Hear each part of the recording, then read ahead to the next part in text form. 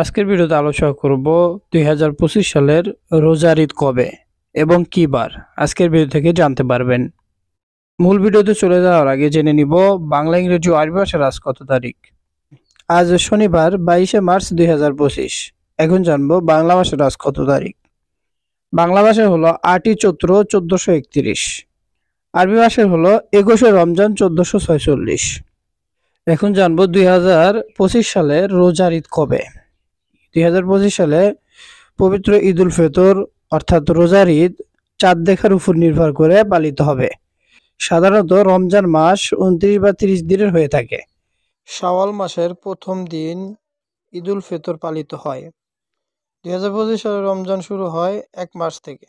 সেই অনুযায়ী যদি রমজান মাস 29 দিনে শেষ হয় তাহলে ঈদ উল ফিতর পালিত হবে 30শে মার্চ অর্থাৎ রবিবার।